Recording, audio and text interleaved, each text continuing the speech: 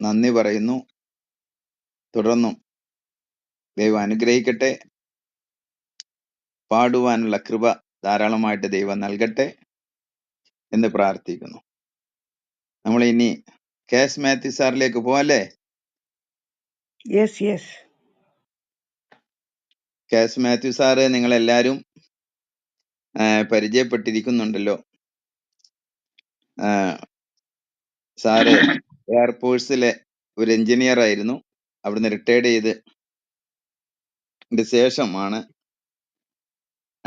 യാദൃശികമായി ഇസ്ലാമിനെ കുറിച്ച്, മുഹമ്മദിനെ കുറിച്ച് കേൾക്കാനിടയായപ്പോൾ പഠിക്കണം എന്നുള്ളൊരു താല്പര്യമുണ്ടായി.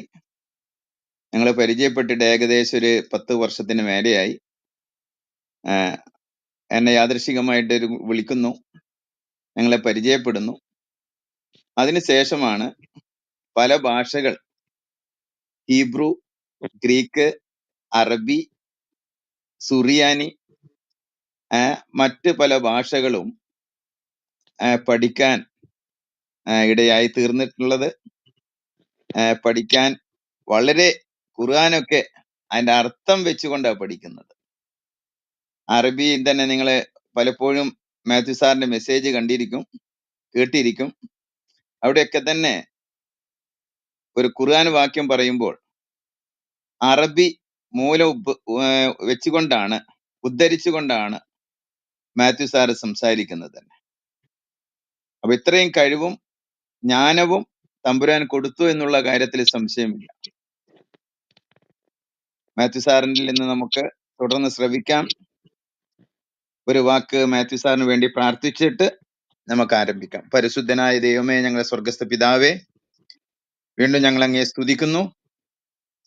നമ്മളെ കൊടിത്തോട്ടം സാറിൽ നിന്ന് നമ്മള് മനോഹരമായ ആലോചന കേൾപ്പാനായിട്ട് ഇടയാക്കി. ദൈവം തമ്പുരാൻ ദാസനെ അവിടുന്ന് ഉപയോഗിച്ചല്ലോ, അതിനായിട്ട് ഞങ്ങൾ നന്ദിയോടെ അങ്ങേ സ്തുതിക്കുന്നു. കൊടിത്തോട്ടം പാസ്റ്ററേയും കുടുംബത്തെയും അവിടുന്ന് ധാരാളമായി അനുഗ്രഹിക്കുകയും സഹായിക്കുകയും ശക്തീകരിക്കുകയും ബലപ്പെടുത്തുകയും ചെയ്യണമേ. തുടർന്ന് കെ.എസ്. മാത്യു സാറ് ഞങ്ങളോട് സംസാരിക്കുന്നു. കർത്താവ് കൂടെ ഇരിക്കണമേ, ജ്ഞാനത്തെ കൊടുക്കണമേ, അറിവ് കൊടുക്കണമേ. ദൈവത്തിന്റെ പരിശുദ്ധാത്മാവിന്റെ ശക്തി കർത്താവ് നൽകി തമ്പുരാനിടയാകട്ടെ എന്ന് ഞങ്ങൾ പ്രാർത്ഥിച്ച് പ്രിയദാസനെ പിതാവിന്റെയും പുത്രന്റെയും പരിശുദ്ധാത്മാവിന്റെ നാമത്തിൽ സമർപ്പിച്ച് പ്രാർത്ഥിക്കണം. അനുഗ്രഹിക്കുകയും ആശീർവദിക്കുകയും ചെയ്യണമേ. പ്രാർത്ഥന കേട്ടതിനായി നന്ദി പറയുന്നു. ക്രിസ്തു യേശുവിന്റെ വിലയേറിയതായ നാമത്തിൽ തന്നെ. ആമേൻ. ആമേൻ. ആമേൻ. ആമേൻ. ഹല്ലേലൂയ. Praise the lord. Praise the lord. Praise the lord സാറേ. Praise the lord. അനുഗ്രഹീതനായ പാസ്റ്റർ കൊടിത്തോട്ടം അവരുടെ എന്താണ് പറയുക, അതിഗംഭീരമായ പ്രഭാഷണത്തിന് ശേഷം കടന്നു വരിക എന്നുള്ളത് തന്നെ വലിയ ഒരു ഉത്തരവാദിത്വമാണ്. എങ്കിലും ഈ ക്ലബ് ഹൗസുമായിട്ട് വളരെ ഏതാനും ദിവസത്തെ പരിചയം മാത്രമുള്ള എന്നെ ഈ അവസരത്തിലേക്ക് ക്ഷണിച്ച ഇതിൻ്റെ സംഘാടകർക്ക് എല്ലാവർക്കും ദൈവനാമത്തിൽ ഞാൻ നന്ദി പറയുന്നു. ഇപ്പൊ ഈ ക്ലബ് ഹൗസിലെ എന്നെ കേട്ടുകൊണ്ടിരിക്കുന്ന എല്ലാ സഹോദരന്മാർക്കും, പ്രത്യേകിച്ച് മുസ്ലിം സഹോദരങ്ങൾക്കും നമ്മുടെ കർത്താവിന്റെ നാമത്തിലെ കൃപയും സമാധാനവും ഞാൻ ആശംസിക്കാം. എനിക്ക് കൊടിത്തോട്ടം പാസ്റ്റർ പറഞ്ഞതുപോലെ വലിയ കാര്യങ്ങളൊന്നും പറയാൻ അറിഞ്ഞുകൂടാ. ചെറിയ ചെറിയ ഒരു വളരെ ചെറിയ ഒരു ചിന്ത മാത്രം ഞാൻ പങ്കുവെക്കാൻ ആഗ്രഹിക്കുകയാണ്. മുസ്ലിങ്ങൾ പറയുന്നു ബൈബിൾ തിരുത്തപ്പെട്ടതാണെന്ന്. അങ്ങനെ തന്നെ അവർ ചിന്തിച്ചോട്ടെ, ഒരു കുഴപ്പവുമില്ല. ഖുർആൻ തിരുത്തപ്പെടാത്ത ഗ്രന്ഥമാണെന്ന് അവർ വിശ്വസിക്കും, അങ്ങനെ വിശ്വസിച്ചോട്ടെ, ഒരു കുഴപ്പമില്ല. പക്ഷെ നിങ്ങൾ ഖുർആൻ തുറന്ന് വായിച്ച് അർത്ഥം മനസ്സിലാക്കി പഠിക്കണം എന്ന് മാത്രമേ ഞാൻ നിങ്ങളോട് അപേക്ഷിക്കുന്നു. ഒരു ചെറിയ എക്സസൈസ്, അത് അവർക്കും ചെയ്യാം, ക്രിസ്തീയ പക്ഷത്തുള്ളവർക്കും ചെയ്യാം. പ്രത്യേകിച്ച് ഇങ്ങനെ വിഷയങ്ങളൊക്കെ അവതരിപ്പിക്കുന്നവർ ചെയ്യേണ്ട ഒരു നല്ല എക്സസൈസ്. ബൈബിളിലെ ആദമാണ് ഖുർആനിലെ ആദം എന്ന് പറയുന്നു. ബൈബിളിലെ ഇബ്രാഹിമാണ് അബ്രഹാമാണ് ഖുറാനിലെ ഇബ്രാഹിം എന്ന് പറയുന്നു. ബൈബിളിലെ മോശയാണ് ഖുറാനിലെ മൂസാ നബി എന്ന് പറയുന്നു. ബൈബിളിലെ യേശുവാണ് ഖുറാനിലെ ഈസ എന്ന് പറയുന്നു. ബൈബിളിലെ മറിയമാണ് ഖുറാനിലെ മറിയം എന്ന് പറയുന്നു. ഓക്കെ, ഇത്രയും, അല്ലെങ്കിൽ ബൈബിളിലെ നോഹയാണ് ഖുറാനിലെ നൂഹ് എന്ന് പറയുന്നു. ഇങ്ങനെ ഉള്ള 6-7 വ്യക്തികളെ മാത്രം ഖുറാനിൽ നിന്ന് ഒന്ന് പഠിക്കുവാൻ ശ്രമിക്കുക. അതിന് പഠിക്കുവാനുള്ള മാർഗം വളരെ ലളിതമാണ്. ആ ലളിതമായിട്ട് മാർഗം ഒന്ന് ചെയ്തു തുടങ്ങുമ്പോൾ അതത്ര വിഷമം പിടിച്ചാണെന്ന് മനസ്സിലാക്കാം. നമ്മൾ ചെയ്യേണ്ട ഇത്രേ ഉള്ളൂ. ആദത്തെ പറ്റി ഖുറാനിൽ എത്ര വാക്യങ്ങളുണ്ട്? ഈ വാക്യങ്ങൾ ആദ്യമേ ഒന്ന് നമ്മൾ കാണുന്നത് പോലെ എഴുതി വെക്കുക. പിന്നീട് ഇബ്രാഹിമിനെ പറ്റി അതുപോലെ ചെയ്യുക, മോശയെ പറ്റി അതുപോലെ ചെയ്യുക, നൂഹിനെ പറ്റി അതുപോലെ ചെയ്യുക, മറിയത്തെ പറ്റി ചെയ്യുക, ഈസായെ പറ്റി ചെയ്യുക, മുഹമ്മദിനെ പറ്റി ചെയ്യുക. ഇത്രയും. അപ്പൊ എത്ര 6-7 പേര് കാണും. ഇവരുടെ എല്ലാം ഓരോരുത്തരുടെയും പേരിലുള്ള ഖുറാൻ വാക്യങ്ങൾ ശേഖരിക്കുക. ശേഖരിച്ചിട്ട് അതിനെ ഒന്ന് ആദ്യം മുതൽ അന്തം വരെ ഒരു ഓർഡറിലാക്കാൻ ശ്രമിക്കുക. അപ്പൊ ആദത്തെ പറ്റി പറയുകയാണെങ്കിൽ ആദത്തിന്റെ ജനനം മുതൽ, ആദത്തിനെ ദൈവം സൃഷ്ടിച്ചത് മുതൽ പിന്നെന്തൊക്കെയാണോ ആദത്തെ പറ്റി പറഞ്ഞിരിക്കുന്നത് അതെല്ലാം ഒരു ക്രമത്തിലാക്കുക. ആദത്തിന്റെ മരണത്തെ പറ്റി ഖുറാൻ പറഞ്ഞിട്ടുണ്ടെങ്കിൽ അതും ആക്കാം. ഇങ്ങനെ ഓരോ, അവര് പ്രവാചകന്മാരെന്ന് പറയും, അല്ലെങ്കിൽ നമ്മളാണെങ്കിൽ ബൈബിളിലെ വ്യക്തിത്വങ്ങളുണ്ട്, പ്രവാചകന്മാരുമുണ്ട്, ദൈവപുത്രനും ഉണ്ട് അതിനകത്ത്. പക്ഷെ ഇവർക്കെല്ലാവരും പ്രവാചകന്മാരാ. ഓക്കെ, ആ പ്രവാചകന്മാരെല്ലാം അവരെ പറ്റിയുള്ള വാക്യങ്ങൾ ഓരോന്നെടുക്കുന്നു, അതൊന്ന് ഓർഡറിലാക്കാൻ ശ്രമിക്കുന്നു. ആദ്യത്തെ പ്രശ്നം അവർക്ക് അഭിമുഖീകരിക്കാൻ വന്നത് അവർക്ക് അതിനെ ഒരു ആദി അന്തം ഓർഡറിലാക്കുവാൻ അവർക്ക് സാധിക്കത്തില്ല എന്നുള്ള ഒന്നാമത്തെ പ്രശ്നം. ഇനി അങ്ങനെയൊക്കെ ആയിക്കഴിഞ്ഞാൽ പിന്നെ രണ്ടാമത്തെ ഒരു പ്രശ്നം, ഒരേ വാക്യങ്ങൾ പല പ്രാവശ്യം ആവർത്തിച്ചിരിക്കുന്നതായിട്ട് ചിലപ്പം കാണും. അത് അവർക്ക് റിട്ടേൺ ചെയ്യാൻ, അല്ലെങ്കിൽ വെട്ടിക്കളയാം, എന്തുവേണേ ചെയ്യാം.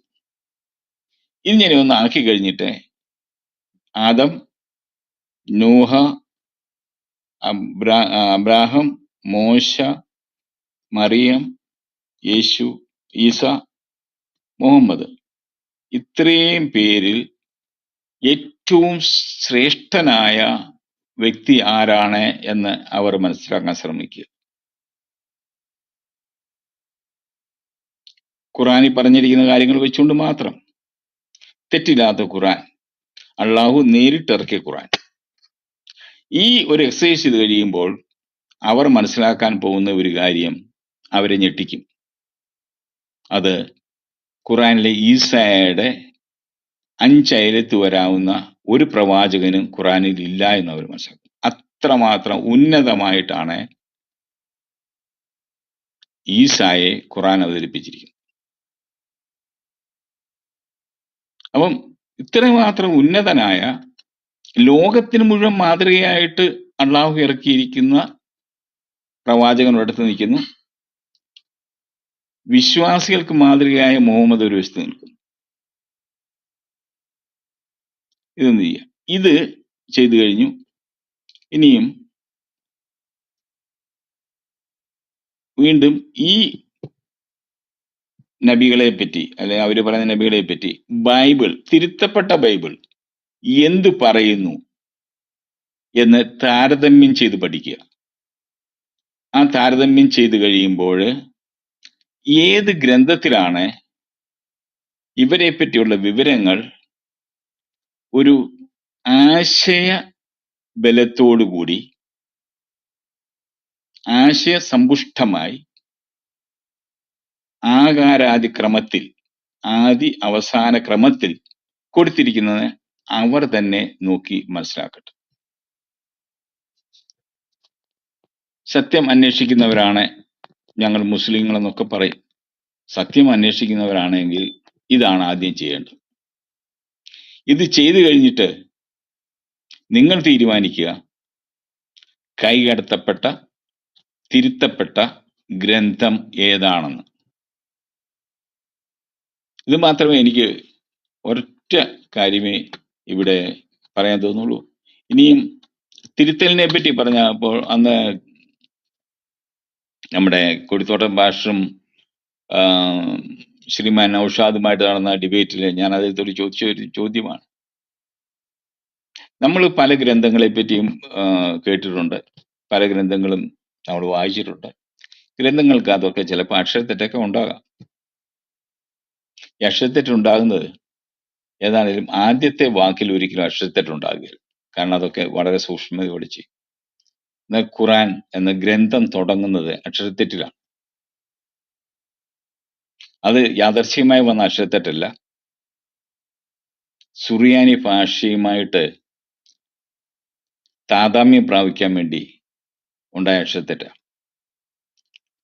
മുഹമ്മദിന് ഖീറാ ഗുഹയിൽ വെച്ച് ഏതോ ഒരു മലക്ക് വന്നിട്ട് ആയത്തിറക്കി കൊടുത്തു എന്ന് പറയുന്നുണ്ട്. അത് ജിബ്രീലാണെന്ന് ഹദീസിൽ പറയുന്നില്ല.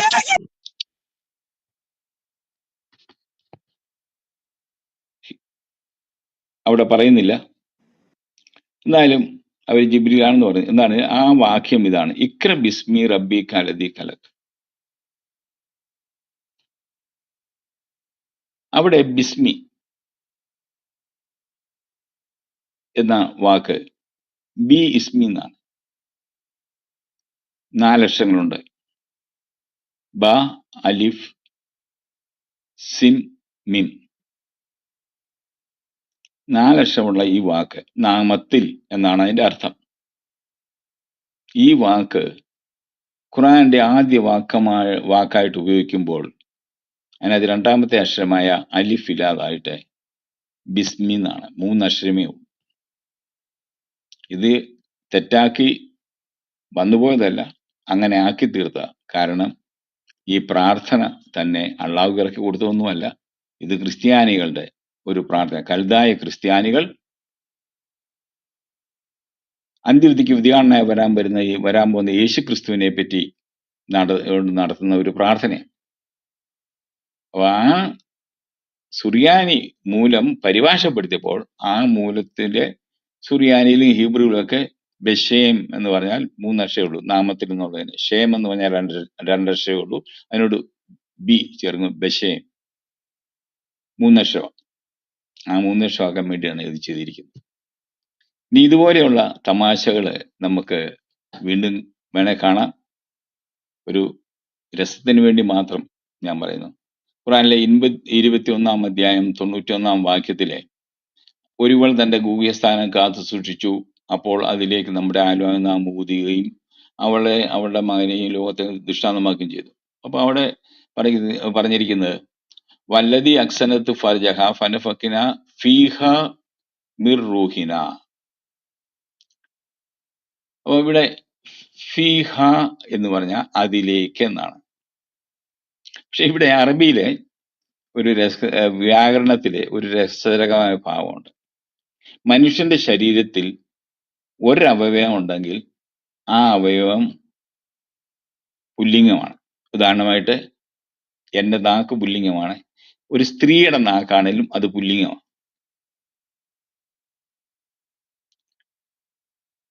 അതുപോലെ തന്നെ സ്ത്രീയുടെ മൂക്ക് അതും പുല്ലിംഗമാണ്, പുരുഷന്റെ മൂക്കും പുല്ലിംഗമാണ്.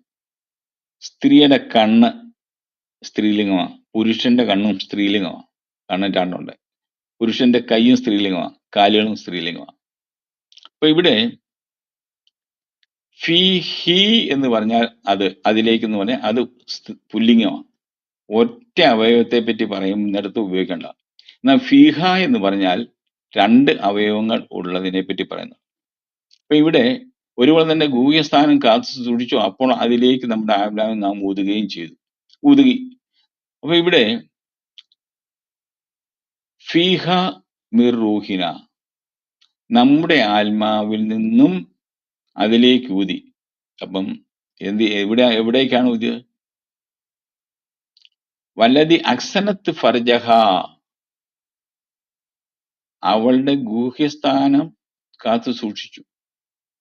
ഫൻഫക്കിന, അതുകൊണ്ട് നാം ഊതി അതിലേക്ക്. അപ്പം ഇവിടെ വ്യാകരണം അനുസരിച്ചാണെന്നുണ്ടെങ്കിൽ സ്ത്രീയുടെ 2 ജനനേന്ദ്രിയം ഉണ്ടായിരിക്കണം. ഇതേ കാര്യം 66-ാം അധ്യായം സൂറത്ത് തഗ്രീമിൽ 12-ാമത്തെ വാക്യത്തിൽ പറയുന്നുണ്ട്. മറിയമ ഇബ്നത ഇമ്രാന അല്ലദി ഹസ്സനത്ത് ഫർജഹ ഫനഫഖ്ന ഫീഹി മിർ റൂഹിന.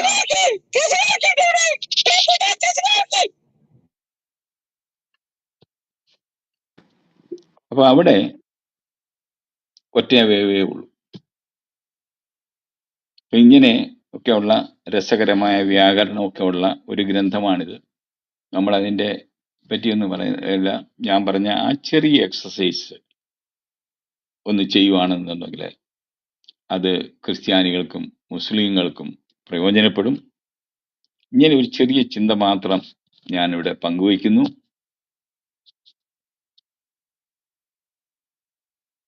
അത് സത്യം അറിയുവാനായിട്ട് നമുക്കും അവർക്കും പ്രയോജനപ്രദമാകുമെന്ന് ഞാൻ വിശ്വസിക്കുന്നു.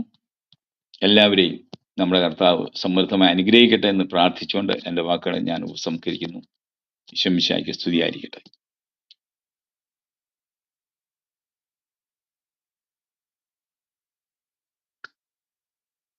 വർഗീസ് വാസേ, പറഞ്ഞാട്ടെ.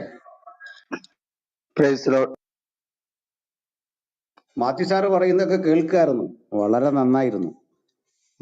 വളരെ പ്രസക്തമായ വിഷയങ്ങളാണ്. അറബി വ്യാകരണത്തെയൊക്കെ ആധാരമാക്കി പഴുതുകളെല്ലാം അടച്ച് അദ്ദേഹം സംസാരിച്ചിട്ടുണ്ട്. ഞാൻ പറഞ്ഞല്ലോ, ഈ അൽ ഫാത്തിഹ, ഫസ്റ്റ് ചാപ്റ്റർ ഓഫ് ഖുറാൻ, ഈ ഫാത്തിഹ എന്ന ആശയം പോലും എവിടെ നിന്ന് വന്നു എന്ന് അദ്ദേഹം പറഞ്ഞിട്ടുണ്ട്. അത് സുറിയാനി പ്രാർത്ഥനയിൽ നിന്ന് കൃത്യമായി എടുത്ത് ഉദ്ധരിച്ചതാണ്. പിന്നെ അതിൽ കുറെ മുഹമ്മദ് സ്വന്തം രീതിയിൽ കുറെ കാര്യങ്ങൾ കൊണ്ടുവന്നിട്ടുണ്ട് എന്നൊരു കാര്യമുണ്ട്. നമ്മളെ വഴിപിഴച്ചവരായിട്ടൊക്കെ ചേർത്തിട്ടുണ്ട്. അത് മറ്റൊരു സത്യം. ഞാൻ ഇതിനൊരു സപ്ലിമെന്റ് ആയിട്ട് അല്ലെങ്കിൽ ഒരു കോംപ്ലിമെന്റ് ചെയ്യാൻ പറ്റുന്ന ഒരു കാര്യം, ഈ ഫാത്തിഹ ആ പദം ഫാസ്റ്റ് ഒരു സെക്കൻഡ്. ഈ അറബി പരിഭാഷയില് ഈ വഴിപിഴച്ചവരെന്നൊക്കെ പറയുന്നത് അത് അന്തിമതിക്ക് വരുന്നതിനെ പറ്റി ക്രിസ്ത്യാനികൾ പറഞ്ഞ കാര്യമാണ്. അതിന്റെ വ്യാഖ്യാനത്തിലാണ് അവർ ക്രിസ്ത്യാനിയെ യഹൂദിനെ കൊണ്ടുവരിക്കുന്നത്. ഒറിജിനലിനകത്ത് ക്രിസ്ത്യാനി യഹൂദിനൊന്നുമില്ല. ഓക്കെ സാറിനെ സംബന്ധിച്ചുള്ളത് നമ്മളെ സംബന്ധിച്ച് സാറിന്റെ കണ്ടെത്തല് വളരെ പ്രധാനപ്പെട്ടതാണ്. നമുക്കറിയാത്തൊരു മേഖലയിലെ വസ്തുതയാണത്. എനിക്ക് തോന്നുന്നു അതേപ്പറ്റി തന്നെ ഒരു നല്ല ചർച്ച സാർ ഇവിടെ വന്ന് ചെയ്യുന്നത് നല്ലതാണ്. അതിനോടൊരു അനുബന്ധം ഞാൻ ചേർക്കാം. എന്താന്നേല്, ഈ നമ്മുടെ കർത്താവ് കണ്ണു തുറക്കാൻ വേണ്ടിയിട്ട് ഒരു ബ്ലൈൻഡിന്റെ അരികിൽ വന്നിട്ട് പറയുന്ന പദമാണ് എഫദ. എഫദ മീൻസ് ടു ഓപ്പൺ ആണ്. അത് തന്നെയാണ് ഈ ഫാത്തിഹായി, ടു ഓപ്പൺ ആണ്, ബിഗിനിങ് ആണ്, ആദ്യത്തെ ചാപ്റ്റർ എന്ന അർത്ഥത്തിലാണ്. അപ്പൊ എത്രമാത്രം ഇവർ ബൈബിൾ ചിന്തയോട് കടപ്പെട്ടിട്ടുണ്ടെന്നും അതിനെ വളരെ വളഞ്ഞ വഴിക്ക് കോപ്പി അടിച്ചിട്ട് കോപ്പി ഒറിജിനൽ കോപ്പി എന്ന് പറയുന്ന ഒരു നിലയിലേക്ക് കാര്യങ്ങളെ കൊണ്ടെത്തിച്ചിട്ടുള്ളൂ. അവിടെയാണ് മാത്യു സാറ് വ്യാകരണം കൂടി കൃത്യം പഠിച്ചിട്ട് കൊടുക്കുന്ന മറുപടി. മാത്യു സാറിനോടൊപ്പം ഇവിടെ വാര്യറെ, അതുപോലെ തന്നെ നസ്രീന്, നമ്മുടെ സഹോദരന്മാർ വളരെ പണിപ്പെട്ട് അറബി ഫ്ലൂവന്റ് ആയിട്ട് സംസാരിക്കുകയും കാര്യങ്ങൾ പറയുകയും ചെയ്യുന്നു. ഞാൻ മുമ്പേ പറഞ്ഞ പേരിൽ പരാമർശിക്കാതെ പോയ 2-3 പേരുണ്ട്. ചാക്കോ ആന്റണി പാസ്റ്റർ, ദെൻ നമ്മുടെ വർഗീസം സാമുവല്, ജെറി ബ്രദർ.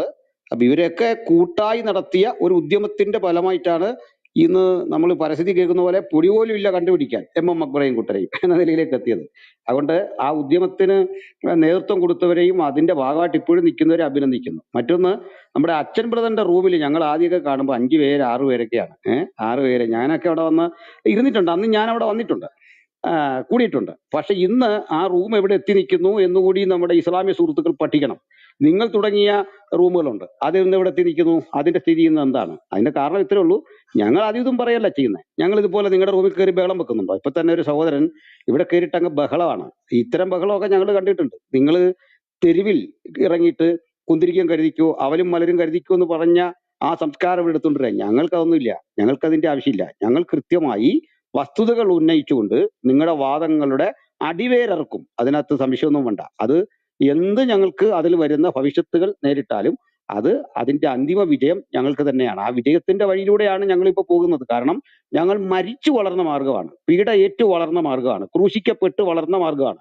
ഞങ്ങളുടെ മുൻനിര പോരാളികളെല്ലാം ഈ രണാങ്കണത്തിൽ മരിച്ചു വീഴുമ്പോൾ പറഞ്ഞത് ഞങ്ങൾക്കോ ഇത് പറ്റി നിങ്ങൾ ഇത് ചെയ്യരുതെന്നല്ല, കോടാനുകൂടി കരുത്തരായിട്ട് മുമ്പോട്ട് പോകാനാണ് ഞങ്ങളോട് പറഞ്ഞത്. അതിന് ഞങ്ങളെ അങ്ങനൊന്നും ഈ വിരട്ടും ഒന്നും കാണിച്ച് നിങ്ങൾ ദയവായിട്ട് ഭയപ്പെടുത്തരുത്. ഞങ്ങൾക്കൊക്കെ നേരെ വന്ന പ്രയാസങ്ങൾ അറിയാമല്ലോ. അതൊക്കെ അഭിമുഖീകരിച്ച് ഇന്ന് നിലനിൽക്കുമ്പോൾ ഒരു കാര്യം അഭിമാനകരമാണ്. സാറിന് പ്രായം നമ്മളെക്കാളുണ്ട്, അത് പറയുന്നതാണ് ശരി. പക്ഷേ അദ്ദേഹത്തിന്റെ മനസ്സിൽ തുടിക്കുന്ന ഒരു യൗവനമുണ്ട്. ആ യൗവനം കൊണ്ട് അദ്ദേഹം സെൽഫ് സ്റ്റഡി അറബി പഠിച്ചിട്ട് ഈ 1-ാം അധ്യായം എവിടെ നിന്ന് കോപ്പിയടിച്ചു എന്നുള്ള മൂലഭാഷാ പ്രയോഗങ്ങളും ആ കൃതികളും കൊണ്ട് നിരത്തിയാണ് നിങ്ങളെ ചലഞ്ച് ചെയ്യുന്നത്. ധൈര്യം ഉണ്ടെങ്കിൽ അദ്ദേഹത്തിന്റെ ആ വെല്ലുവിളി കൂടി താഴെ ഇരുന്ന് ബഹളം വെക്കുന്ന എന്റെ പ്രിയപ്പെട്ട മുസ്ലിം സഹോദരന്മാർ ഒന്ന് ഏറ്റെടുത്തിട്ട് ഇവിടെ കയറി വാ, ഞങ്ങൾ അവസരം തരാം. 400-ാം ദിവസത്തിൽ നിങ്ങളിൽ ഒരു ഗസ്റ്റ് ഉണ്ടാകുന്നത് ഞങ്ങൾക്ക് സന്തോഷമാണ്. നിങ്ങൾ ഇവിടെ വന്ന് മാന്യമായ വിധത്തിൽ ഒരു ഗ്രൂപ്പിന്റെ നിബന്ധനകൾ, ആ ക്രൈറ്റീരിയ പാലിച്ച് സംസാരിക്കുമെങ്കിൽ യു ആർ വെൽക്കം. ഞങ്ങൾ ക്രൈസ്തവരാണ്, അതിഥികളെ ഞങ്ങൾ ബഹുമാനിക്കുന്നു. വരാം, സംസാരിക്കാം, ഞങ്ങൾ കേട്ടിരിക്കാം. Thank you. മോഡറേറ്റേഴ്സ് ഈ ബഹളം വെക്കുന്നവരൊന്ന് നോക്കിയാട്ടെ ആരാണ്. ഓക്കെ.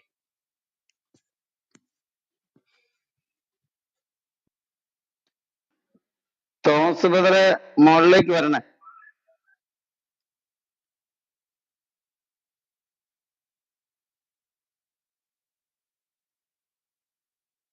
തിരക്കുണ്ടായിട്ട് ലേറ്റ് ആയെന്ന് മനസ്സിലായി, മുകളിലേക്ക് വരും.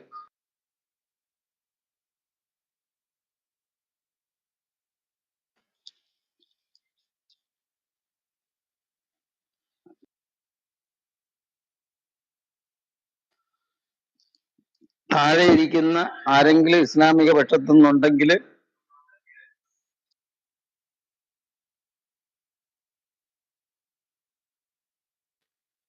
ആരെങ്കിലും ഉണ്ടെങ്കിൽ മുകളിൽ വരണേ. ആരെങ്കിലും സംസാരിക്കാൻ താല്പര്യം കാണിക്കുന്നവരുണ്ടെങ്കിൽ മുകളിലേക്ക് വരണം. ഇല്ലെങ്കിൽ ഒരു പാട്ട് കഴിഞ്ഞിട്ട് വർഗീസ് സാറിന് ഒരു ഇസ്ലാമിക കൂട്ടുകാരൻ വന്ന് എന്തൊക്കെയോ ഒന്ന് പറയാൻ തുടങ്ങി. അതിന് മറുപടി സാറ് കൊടുക്കും.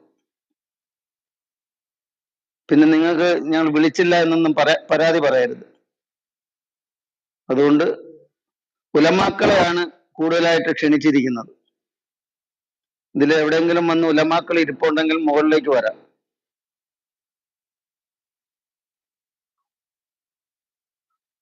ആരും വന്നില്ലെങ്കിൽ വർഗീസ് സാറ് കുറച്ചു നേരം ഇസ്ലാം എന്താണെന്നും ഇവിടെ കടന്നു വന്ന് ഈ പറയുന്നവരുടെ അവസ്ഥയൊക്കെ ഒന്ന് പറഞ്ഞു തരും. പറയത്തില്ലയോ സാറേ? വർഗീസ് സാറേ? ഞാൻ ഉണ്ട്. ഞാൻ ചർച്ചിൽ നിന്ന് വന്ന് കയറിയതേ ഉള്ളൂ. കേൾക്കുന്നുണ്ടായിരുന്നു മാത്യു സാറിന്റെ അല്ലേ, കേസ് മാത്യു സാറിന്റെ സംഭാഷണത്തിന്റെ അവസാന ഭാഗങ്ങളും അനിൽ പാസ്റ്റർ അല്പനേരം ഞാൻ കേട്ടായിരുന്നു. സാറുമാരെ എല്ലാവർക്കും വന്ദനം. മാത്യു സാർ ഈശോമിശിഹായ്ക്ക് സ്തുതിയായിരിക്കട്ടെ. ഈ പറഞ്ഞ 400-ാമത്തെ ദിവസം ഒരു അത്ഭുതമാണ്. നമുക്ക് ഒരുമിച്ച് കൂടുവാൻ കൃപ നൽകി, അതിനായിട്ട് സ്തോത്രം. പ്രത്യേകിച്ച് ഗസ്റ്റുകള് നിങ്ങൾക്കും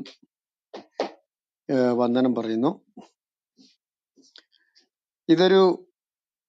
ഇതൊരു ചരിത്രമാണ്, ഇതൊരു അത്ഭുതമാണ്. ഇത് നമ്മൾ 1000 ദിവസം നമ്മൾ ആഘോഷിക്കും ഇതിലും വിപുലമായിട്ട്. ഈ തലക്കെട്ട് വേദക്കാർ എന്നെ ഇസ്ലാം പഠിപ്പിക്കുന്നു എന്നുള്ളതാണ്. അതിനകത്ത് നമ്മൾ ഒത്തിരി വിഷയങ്ങൾ പല സന്ദർഭങ്ങളിലായിട്ട് ഇട്ടു. അതിന് നല്ല രീതിയിലുള്ള നമ്മുടെ സഹോദരന്മാരെ എല്ലാവരെയും അപ്രീഷിയേറ്റ് ചെയ്യണം. കാരണം സമഗ്രമായ പഠനം, ആഴത്തിലുള്ള പഠനം, റെഫറൻസുകൾ വെച്ചുകൊണ്ട് ആധികാരിക ഗ്രന്ഥങ്ങളുടെ ആ കൃത്യമായ വാക്യങ്ങളും ആയത്തുകളും ഒക്കെ സഹിതം പറഞ്ഞുകൊണ്ടാണ് ഇവിടെ വിമർശനം നടത്തുന്നത്. അതിനകത്ത് പലർക്കും വിമർശനമല്ല, സത്യങ്ങൾ വിളിച്ചു പറയുന്നത്. ഓരോരുത്തർക്കും ഓരോരുത്തരുടെ ശൈലിയുണ്ട്. ശൈലികൾക്ക് വ്യത്യാസം ഉള്ളപ്പോഴും ആശയങ്ങൾ വ്യത്യാസം കൂടാതെ അത് വളരെ ആധികാരികമായിട്ട് തന്നെയാണ് നമ്മുടെ സഹോദരന്മാർ അവതരിപ്പിക്കുന്നത്. അതുകൊണ്ട് തന്നെ ഇവിടെ വരുന്ന മുസ്ലിം സഹോദരങ്ങൾക്ക് സത്യസന്ധമായിട്ട് അറിയാൻ വരുന്നവർക്ക് അതിനെക്കുറിച്ച് പഠിക്കാനും പുനർവിചിന്തനം നടത്താനും ഒക്കെ ഉള്ള നല്ല അവസരങ്ങളുണ്ട്. പിന്നെ ഇസ്ലാമിനെ അന്ധമായി വിശ്വസിക്കുകയും അതിന്റെ അപ്പുറത്തേക്ക് ഒന്നും ഇല്ല എന്നൊരു ശാഠ്യങ്ങളുണ്ടെങ്കിൽ നമുക്കൊന്നും ചെയ്യാൻ പറ്റിയല്ല. അറിയാനുള്ള ആഗ്രഹം ഉണ്ടെങ്കിൽ അവർക്ക് കാര്യങ്ങൾ അറിയാൻ വേണ്ടിയുള്ള അവസരങ്ങൾ നമ്മൾ റെഫറൻസ് ചെയ്ത് ഇവിടെ പറയുന്നുണ്ട്. അതുകൊണ്ട് നല്ലൊരു ശതമാനം മുസ്ലിം സഹോദരന്മാർക്ക് കുറെ കാര്യങ്ങൾ മനസ്സിലായി. പിന്നെ ഇസ്ലാമിന്റെ ആ തനി സംസ്കാരമുള്ള ചിലർ ഇവിടെ വരും. അവരെ കുറെ തെറിയൊക്കെ പറഞ്ഞിട്ട് പോകും. അത് നമ്മൾ പറഞ്ഞോണ്ട് കഥയില്ല. അത് അവരുടെ കൂട്ടുകെട്ട് ആരാണ് പണ്ടാണ്, നീ ആരാണെന്ന് അറിയെങ്കിൽ നിന്റെ കൂട്ടുകാരൻ ആരാണെന്ന് നീ എന്നോട് പറഞ്ഞാൽ മതി എന്ന് പറഞ്ഞ മാതിരി മുഹമ്മദ് എന്ന് പറയുന്ന ഒരു വ്യക്തിയെ ഇവർ കൂട്ടുപിടിച്ചിരിക്കുന്നിടത്തോളം കാലം അധാർമികമായും ജീവിതത്തിന്റെ ധാർമ്മിക നിലവാരങ്ങളും ആത്മീയ നിലവാരങ്ങളും എല്ലാം ഇല്ലാതാക്കി ഏറ്റവും അധപതിച്ചൊരു ജീവിതം നയിച്ചൊരു വ്യക്തി ഈ മനോഹരൻ എന്ന് പറഞ്ഞു കൊണ്ടു നടക്കുമ്പോൾ സ്വാഭാവികമായിട്ട് അതിന്റെ അപ്പുറത്തേക്ക് അവർക്ക് വരാൻ പറ്റിയല്ല. അതാണ് പലർക്കും സംഭവിക്കുന്നത്. എന്നാൽ മുഹമ്മദിന്റെ അടിമത്വത്തിൽ നിന്ന് പുറത്തു വരുന്നവർക്ക് സത്യസന്ധമായിട്ട് അന്വേഷിക്കാനും അറിയാനും സത്യം കണ്ടെത്താനുള്ള അവസരങ്ങൾ ഇവിടെ ഉണ്ട്. അപ്പം അങ്ങനെയുള്ള കുറച്ചു പേർക്കെങ്കിലും ഇത് വെളിച്ചമായി തീരട്ടെ എന്ന് ഞാൻ പ്രാർത്ഥിക്കുന്നു. പിന്നെ ഞാൻ മാത്തുസാറിന്റെ പ്രഭാഷണം മുഴുവൻ കേട്ടില്ല. അദ്ദേഹം പറഞ്ഞ പല കാര്യങ്ങളില് ഈ ഇസ്ലാമിന്റെ പുസ്തകത്തിനകത്ത് പറയപ്പെടുന്ന ആദമും നൂഹ അതുപോലെ ഇബ്രാഹിം ഇവരുടെയൊക്കെ ചരിത്രങ്ങളൊന്ന് പഠിച്ചിട്ട് അതിനെ ഓർഡറിലാക്കി ഒന്ന് പഠിക്കണം എന്നൊക്കെ അദ്ദേഹം പറഞ്ഞു. അത് ഞാൻ കേട്ടായിരുന്നു. ഞാൻ വേറൊരു വശം ഇവിടെ ഇരിക്കുന്ന കേൾവിക്കാർക്ക് വേണ്ടി പറയാം. ഈ ഖുറാൻ എന്ന് പറയുന്ന ഗ്രന്ഥം ദൈവികമല്ല എന്നുള്ളതിന് ഏറ്റവും വലിയ തെളിവ് അതിന്റെ ഓർഡർ അല്ലാതെ ഡിസോർഡറിലുള്ള അതിന്റെ കുത്തിക്കെട്ടലാണ്. അപ്പൊ ലോകത്തിൽ ഒരു ഗ്രന്ഥവും ഇതുപോലെ ഇത്രയും അതിന് എന്താ വാക്ക് ഉപയോഗിക്കേണ്ടത്, ഒരു ചിന്തയില്ലാതെ അല്ലെങ്കിൽ ഒരു ക്രമമില്ലാതെ ഒരു പുസ്തകം കുത്തിക്കെട്ടത്തില്ലാരും. ലോകത്തിൽ ഏത് മനുഷ്യൻ എഴുതിയ പുസ്തകമാണെങ്കിലും ഇപ്പൊ നമ്മളെ ഈ പല പുസ്തകങ്ങളും ജനറൽ എഡിറ്റർ എന്ന് പറഞ്ഞു വരാറുണ്ട്. ഈ തിയോളജിക്കലി പല പുസ്തകങ്ങളും വായിക്കുമ്പോൾ ഈ ഓരോരുത്തരാണ് ഓരോ വിഷയ ഓരോ സബ്ജക്റ്റുകൾ കൈകാര്യം ചെയ്യുന്നത്. ഇപ്പൊ തിയോളജി ഒരാള്, ക്രിസ്റ്റോളജി ഒരാള്, ന്യൂമറ്റോളജി ഒരാള്, ആന്ത്രോപോളജി ഒരാള്, അല്ലെങ്കിൽ ഒന്നോ രണ്ടോ പേര്. ഇങ്ങനെ പലരെ കൊണ്ടും എഴുതിപ്പിച്ച പഠനങ്ങളെ ഒരുമിച്ച് സമാഹരിച്ചിട്ട് അതിനൊരു ജനറൽ എഡിറ്റർ വെക്കാറുണ്ട്. അങ്ങനെയുള്ള പുസ്തകങ്ങൾ കണ്ടിട്ടുണ്ടായിരിക്കുമല്ലോ. ആ പുസ്തകങ്ങളിലാണെങ്കിലും അതിനൊരു ഓർഡർ ഉണ്ട്. അത് വായിക്കുമ്പോൾ തിയോളജി മുതൽ ക്രിസ്റ്റോളജി മുതൽ ഇങ്ങനെ നമ്മൾ വായിച്ചു പോകുമ്പോൾ എല്ലാറ്റിനും അതൊരു ഓർഡറിൽ നമുക്കത് ഗ്രഹിക്കാൻ പറ്റും. അത് മനുഷ്യന്റെ കോമൺ സെൻസ് ആണ്, ഒരു സാധാരണ മനുഷ്യന്റെ, അല്ലെങ്കിൽ ഇച്ചിരി കടത്തി പറഞ്ഞ വിദ്യാഭ്യാസമുള്ള വിവരമുള്ള ഒരു സാമാന്യ മനുഷ്യന്റെ ബുദ്ധിക്ക് ചേരുന്ന തരത്തിലാണ് ആ പുസ്തകത്തെ അവരെ ക്രോഡീകരിക്കാറുള്ളൂ, അല്ലെങ്കിൽ അതിനെ അടുക്കും ചുറ്റും ചെയ്യാറുള്ളൂ. അപ്പൊ അതുകൊണ്ട് തന്നെ അതിന്റെ ആദ്യ അവസാനം വായിച്ചു പോകുന്നതിന് അനേക വിഷയങ്ങളുടെ തുടക്കവും തുടർച്ചയും അവസാനവും മനസ്സിലാക്കാൻ പറ്റും. പക്ഷെ ഇസ്ലാമിന്റെ മതഗ്രന്ഥമായ ഖുറാൻ എന്ന് പറയുന്നത് ഈ പറയുന്ന ഒരളവുകോലുകളും മാനദണ്ഡങ്ങളും പാലിക്കാതെ എവിടുന്നോ കിട്ടിയത് എങ്ങനെയോ കുത്തിക്കെട്ടി വെച്ചിരിക്കുന്ന ഒരു പുസ്തകമാണ്. ഇത് മുസ്ലിങ്ങൾ ആർക്കെങ്കിലും ഇതിനെ വെല്ലുവിളിക്കാൻ പറ്റുമെങ്കിൽ ഇവിടെ വന്നതിനെ വെല്ലുവിളിക്കാം. അപ്പം ഇപ്പൊ പറഞ്ഞ അൽഫാത്തികയുടെ കാര്യം ഇവിടെ പറഞ്ഞു. അൽഫാത്തിക 5ാമതിറങ്ങിയ അധ്യായമാണ്. ഒരു പുസ്തകത്തിന്റെ അധ്യായങ്ങൾ ഇപ്പൊ ഞാൻ എഴുതിയതോ മറ്റൊരാൾ എഴുതിയതോ ആയ ഒരു പുസ്തകം ഒരാൾ കോപ്പി എഴുതുമ്പോൾ, കോപ്പി ചെയ്യുന്ന പറഞ്ഞാൽ ഇന്നത്തെ പോലെ പ്രിന്റിംഗ് ഇല്ലാതിരുന്ന ഒരു കാലത്ത് അത് പകർത്തി എഴുതുന്ന ഒരു കാലം വരുവാണ് ഉണ്ടായിരുന്ന കാലത്ത് അതൊരിക്കലും ഡിസോർഡറിൽ ചെയ്യല. അത് എന്താണോ എങ്ങനാണോ ലഭിച്ചത് അതേ ഓർഡറിൽ, എങ്ങനാണോ അത് ആദ്യം ഉണ്ടായിരുന്ന അതിന്റെ അതേ ഓർഡറിൽ അങ്ങനെ അത് ചെയ്യത്തുള്ളൂ. അല്ലാതെ ഒരിക്കലും ഒരാളെ ഒരു പുസ്തകത്തിന്റെ അധ്യായങ്ങളെ പലയിടത്തായിട്ട് വാരി വലിച്ചിടത്തില്ല. അങ്ങനെ ഇട്ട് കഴിഞ്ഞാൽ ആ പുസ്തകത്തിന്റെ കഥാതന്തു, അതിന്റെ പ്രധാനപ്പെട്ട പ്രമേയം വായിക്കുന്നതിന് മനസ്സിലാക്കാനും കഴിയാതെ പോകും. ഒരു നോവലാണെങ്കിൽ അതിനൊരു തുടക്കമുണ്ട്, തുടർച്ചയുണ്ട്, അവസാനമുണ്ട്. അവസാനം കൊണ്ടുവന്ന് ആദ്യം ഇടുക, ആദ്യം കൊണ്ടുവന്ന് അവസാനം ഇടുക, ഇടയ്ക്കുള്ളത് മറ്റിടത്തിടുക, മറ്റിടത്തുള്ള ഇപ്പുറത്തിടുക, ഇങ്ങനെ ചെയ്ത് കഴിഞ്ഞ് വായിക്കുന്നവന് തന്നെ അതിനകത്തൊരു അരോചകത്വം ഉണ്ടാവും. അവസാനം അദ്ദേഹത്തിന് ഒന്നും ലഭിക്കില്ല. അതാണ് സാധാരണ അങ്ങനെ ചെയ്തു കഴിഞ്ഞാൽ ഉള്ളത്. ഇതേ അവസ്ഥയാണ്, ഇതേ നിസ്സഹായ അവസ്ഥയാണ്, ഇതേ ദുരവസ്ഥയാണ് ഒരു മുസ്ലിമിന് ഖുറാൻ വായിക്കുമ്പോൾ.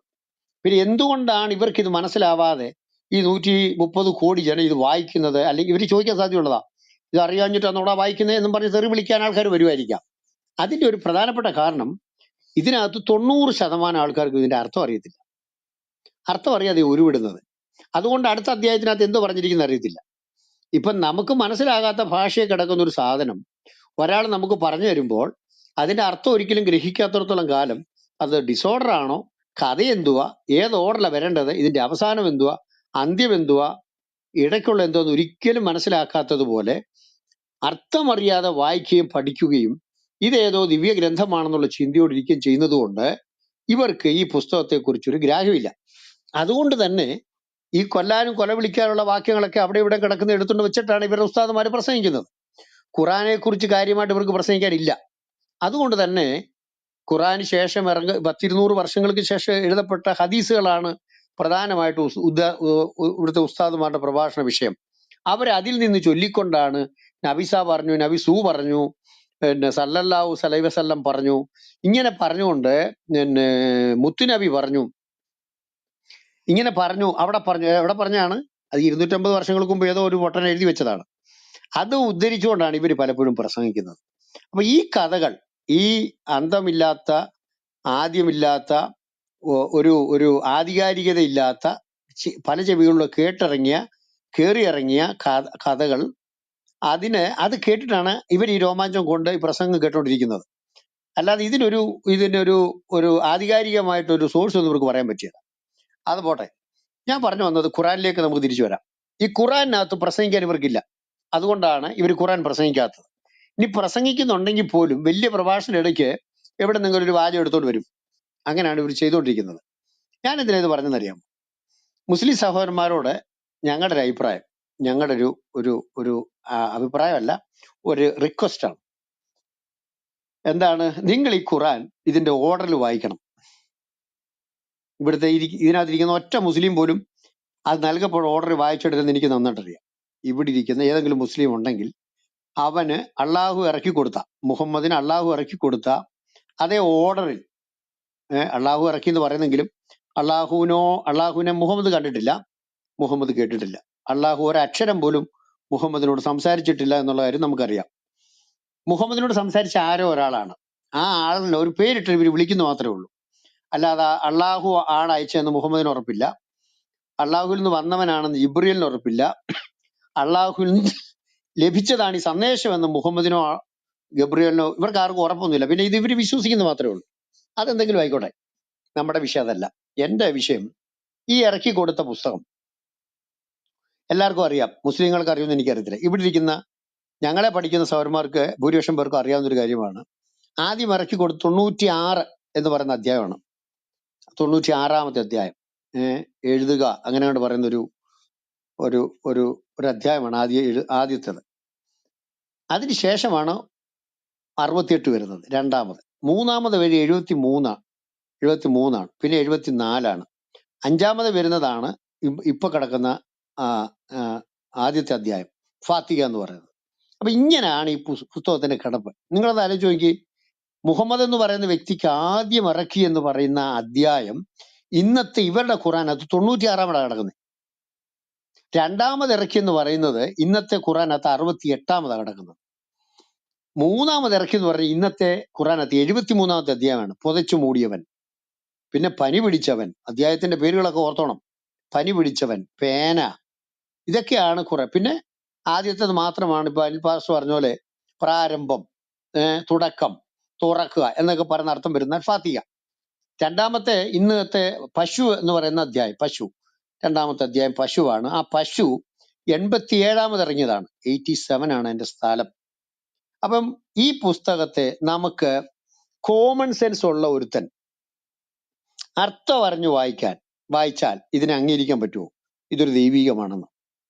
ഒരിക്കലും അംഗീകരിക്കാൻ പറ്റിയല്ല. അത് മാത്രമല്ല, ഒരധ്യായം പോലും അതിൽ തന്നെ അത് പൂർണ്ണമല്ല. ഇനി ഒരു വാക്യം പോലും, ഖുറാനിലെ ഒരായത്ത് പോലും അതിൽ തന്നെ അത് പൂർണ്ണമല്ല, അപൂർണമാണ്. അതിന്റെ തെളിവാണ് അതിനെ ആ വാചകത്തിന് ഒരധ്യായം, ഇഷ്ടംപോലെ വാക്യങ്ങൾ ഞാൻ തരാം, 1-2 വാക്യങ്ങൾ നമ്മളെടുത്ത് വായിച്ചു കഴിയുമ്പോൾ അതിന്റെ അർത്ഥം എന്തുവാന്ന് അതിനെ മുന്നും പിന്നും വായിച്ചാൽ മനസ്സിലാവില്ല. നബിയെ നീ പറയുക. എന്ത് നീ പറയണം? നിനക്ക് ഓർമ്മയുണ്ടല്ലോ, ആകാശവും ഭൂമിയെ ഞാൻ വിളിച്ചു വരുത്തിയത് നീ കണ്ടിട്ടില്ലേ? ഇത് ചോദിച്ചാൽ അള്ളാഹു വിചാരിക്കുന്നത് ഈ കേട്ടോണ്ടിരിക്കുന്ന മുഹമ്മദിന്റെ ശബ്ദം കേൾക്കുന്ന ആൾക്കാരും ഭൂമിയെ ഇങ്ങനെ ഉണ്ടാക്കിക്കൊണ്ടിരുന്നപ്പോൾ അത് കണ്ടോണ്ടിരുന്നതാണ്. നബിയെ നീ പറയുക, ഞാൻ ആകാശഭൂമികളെ വിളിച്ചു വരുത്തിയത് നീ കണ്ടില്ലേ? ഈശ്വടാ, അതിന് കാണാന്ന് പറഞ്ഞാൽ ഇങ്ങനെ അവിടെ ഈ മനുഷ്യനുണ്ടോ അവിടെ? ഈ ബോധമില്ലാത്ത ചോദ്യം ചോദിക്കുമ്പോൾ ആ ചോദ്യം കേട്ടിട്ട് അത് മറ്റൊരുത്തിന് പറഞ്ഞു കൊടുക്കണമെങ്കിൽ കേട്ടവന് ബോധമില്ല, എഴുതി വെച്ചവന് ബോധമില്ല, അത് പിന്നെ കുറിച്ച് വെച്ചവന് ബോധമില്ല, ഇന്ന് അത് ഊതിക്കൊണ്ട് നടക്കുന്നതിന് ബോധമില്ല.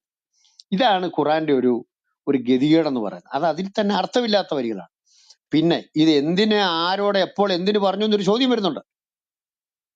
ഏഹ് മുഹമ്മദിന്റെ ഭാര്യമാര് ഒരാഴ്ചക്കകത്ത് പറയുന്ന ഒരു കാര്യമാണ്, പ്രവാചക പത്നിമാരെ മര്യാദയ്ക്കിരുന്നോണം, മര്യാദയ്ക്കിരുന്നില്ല നിന്നെയെല്ലാം ഞാൻ പറഞ്ഞു വിട്ടിട്ട് വേറെ സ്ത്രീകളെ ഞാൻ കൊടുക്കും, കന്യകമാരെയും വിധവമാരെയും ഒക്കെ എന്റെ പ്രവാചകന് കൊടുത്ത് ഞാൻ തൃപ്തിപ്പെടുത്തും, നീയൊക്കെ മര്യാദയ്ക്കിരുന്നു പിന്നെ അല്ലാതെ ഒരു ഭീഷണി ഇറക്കുന്ന ഒരു ആയത്തുണ്ട്.